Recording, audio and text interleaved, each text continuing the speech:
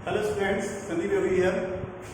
Last time हम लोग class 11 के बीएसटी के सेकंड चैप्टर के बारे में डिस्कस कर रहे थे। इसमें से कुछ टॉपिक हम लोगों ने डिस्कस कर लिए, जैसे कि सोल प्रोप्राइटरशिप और पार्टनरशिप। अब हमारा थर्ड आता है कोऑपरेटिव सोसाइटी। इसको थोड़ा डिस्कस कर लेते हैं। आपको नाम से ही सजेस्ट हो रहा है कोऑपरेटिव। कोऑपरेटिव मतलब क्या? कोऑपरेशन, एक दूसरे के सहयोग के साथ कुछ काम करना, मिलके आपस में। मेरा सहयोग है, कंपनी में कुछ लोग हैं, कोऑपरेशन करके किसी भी बिजनेस को रन करना। और इसमें जो सर्विस का जो मेन मोटिव होता है वो होता है वेलफेयर ऑफ द पीपल, लोगों की भलाई के लिए काम होता है। और ज़्यादातर हम लोगों ने बिजनेस के फॉर्मेट में देखा है कि बिजनेस करने का केवल एक ही मोटिव होता है, वो है प्रॉफिट अर्निंग। लेकिन कोऑपरेटिव सोसाइटी में ये नहीं है। कोऑपरेटिव सोसाइटी में आपको पीपल्स के लिए काम करना है, लोगों के अच्छे के लिए। तो उसमें कुछ फीचर्स दिए गए हैं कोऑपरेटिव सोसाइटी के फीचर्स, तो उनको डिस्कस किए गए हैं। सबसे पहले क्या है? Voluntary membership. बात करें इसकी मेंबरशिप में कौन कौन से मेंबर हो सकते हैं, तो इसमें कोई भी अपनी मर्जी से इस सोसाइटी में, इस बिजनेस में अपनी मर्जी से आ सकता है, और जब तक वो रहना चाहे रह सकता है। अगर वो उसका मन नहीं है सोसाइटी में इस रहने का या फिर और भी लोगों के साथ करने का, काम करने का, तो वो जा सकता है। इसके लिए कोई भी लीगल डॉक्यूमेंटेशन की जरूरत नहीं होती है। जब कोई मेंबर जब भी मर्जी है इस सोसाइटी में ज्वाइन कर सकता है या फिर रिजाइन कर सकता है। ऐसी कोई भी लीगल फॉर्मेशन नहीं करनी पड़ती है। तो इसमें वॉलंटरी मेंबरशिप या अपने मन से ज्वाइन कर सकता है। ठीक है। नेक्स्ट है लीगल स्टेटस। कोऑपरेटिव सोसाइटी का जो स्टेटस होता है वो लीगल होता है, क्योंकि इसमें रजिस्ट्रेशन की जरूरत पड़ती है। ऐसे नहीं आप बना सकते। कम से कम आपको मिनिमम 10 ऐसे मेंबर चाहिए जो एक सोसाइटी बनाना चाहते हैं, कोऑपरेटिव सोसाइटी। 10 मेंबर मिनिमम चाहिए, तब जाके आप किसी कोऑपरेटिव सोसाइटी को फॉर्म कर सकते हैं। इसमें अगर आप सोचे 2 लोग मिलकर कोऑपरेटिव सोसाइटी बनाए तो नहीं, मिनिमम आपको 10 मेंबर चाहिए होते हैं। रजिस्ट्रेशन कराना पड़ेगा। सरकार की नजर में आप क्या होंगे? एक रजिस्टर्ड सोसाइटी चला रहे हैं। तो इससे क्या साबित हो रहा है कि आपका जो स्टेटस है, जो आपके बिजनेस का स्टेटस है, वो लीगल है, सरकार की नजर में है, कानूनी है। नेक्स्ट है लिमिटेड लायबिलिटीज। इसमें जो मेंबर्स होते हैं उनकी लायबिलिटीज डिपेंड करती है कि उन्होंने कितना शेयर उस सोसाइटी में किया है। मतलब मैं हूं एक बिजनेस कोऑपरेटिव सोसाइटी का मेंबर हूं, और मैंने ओनली 10% मैंने अपना कैपिटल जमा की है इसमें, प्रॉफिट मतलब 10% जो है वो पैसा लगाया है इस सोसाइटी में। तो मेरी रिस्पॉन्सिबिलिटी भी 10% ही होगी इस बिजनेस को लेकर। ठीक है। तो एक लिमिटेड लायबिलिटीज होती है according to their share in the company.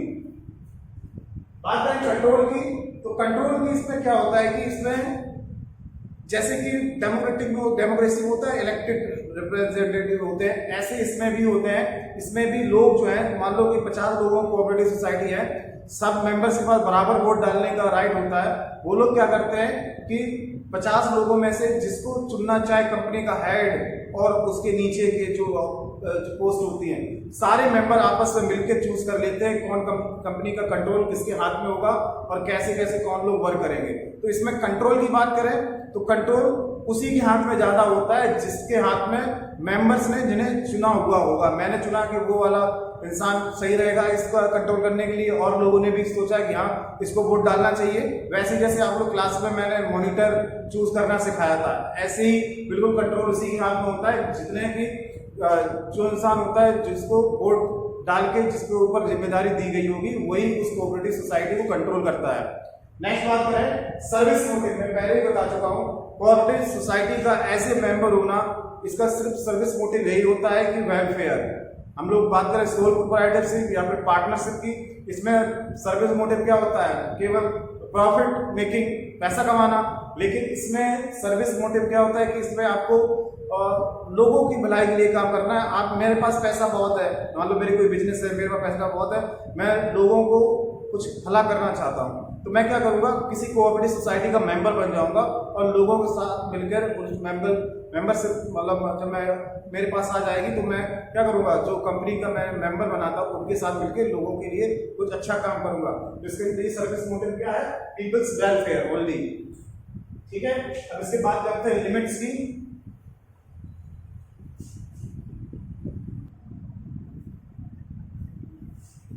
बात करें कोऑपरेटिव सोसाइटी की मेरिट्स की, तो उसमें कुछ पॉइंट्स बताए गए क्या कोऑपरेटिव सोसाइटी में क्या क्या फायदे एडवांटेज होते हैं। तो पहला बताया कि इक्वलिटी इन वोटिंग। मैंने पहले बताया था कि जब फीचर्स की बात कर रहे थे कि तो कोऑपरेटिव सोसाइटी में कंट्रोल किसका होता है, तो मैंने बताया था कि इसमें कंट्रोल उन्हीं लोगों उनके हाथ में होता है जो वोट जीत के आते हैं कोऑपरेटिव सोसाइटी के अंदर ही। तो इसमें वोटिंग डालने का राइट कैसा होता है, इसमें इक्वलिटी इन वोटिंग मतलब वन वोट वन वैल्यू, बिल्कुल जैसे डेमोक्रेटिक गवर्नमेंट में होता है कि एक इंसान की वोट की वैल्यू एक ही काउंट की जाती है, बिल्कुल ऐसे ही। ऐसा नहीं कि मैंने केवल 10% दिया है तो मेरी वोट की वैल्यू 10%, और किसी ने अगर 50% कैपिटल लगाई है, पैसा दिया है कंपनी में, तो उसकी 50% नहीं। अगर मैंने 10% भी दिया है तब भी मेरा वोट एक काउंट किया जाएगा, और अगर किसी ने 50% दिया है तो उसका भी वोट एक काउंट ही किया जाएगा। तो इसमें फायदा तो यही है कि इक्वलिटी इन वोटिंग, वोटिंग में इक्वलिटी रहती है, आपका शेयर कुछ भी बना रहा हो इससे फायदा तो इससे फर्क नहीं पड़ता। प्लस सेकंड क्या है, लिमिटेड लायबिलिटीज। इस चीज को भी मैंने बताया कि लायबिलिटीज डिपेंड करती है कि किस इंसान ने कितना उसमें अपना कंट्रीब्यूशन किया है कैपिटल का। जितना उसने कंट्रीब्यूशन किया होगा बिजनेस में, उतनी ही उसकी लायबिलिटी, उसकी रिस्पॉन्सिबिलिटी, जिम्मेदारी बनती है।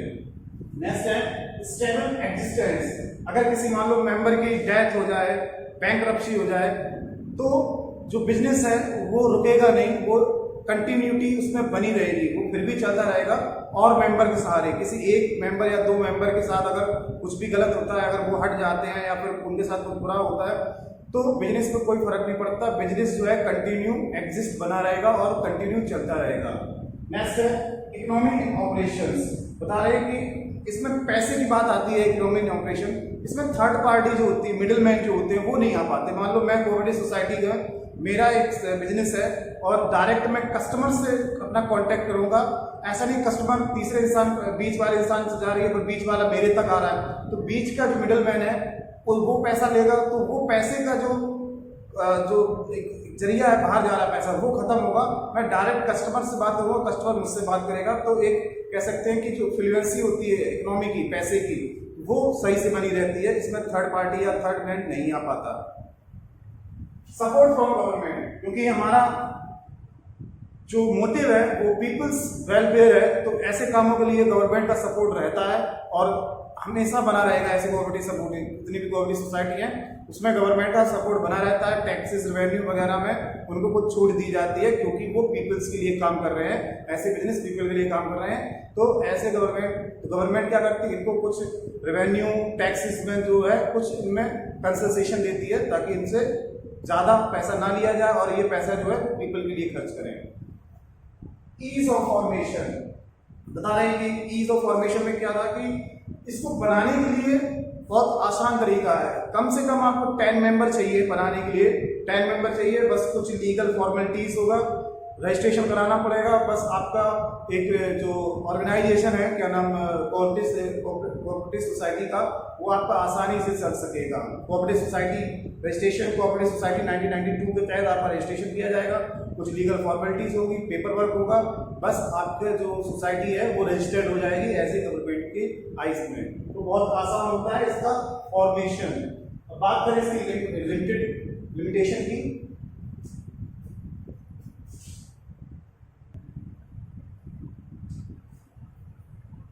कोऑपरेटिव सोसाइटी के लिमिटेशन की बात करते हैं।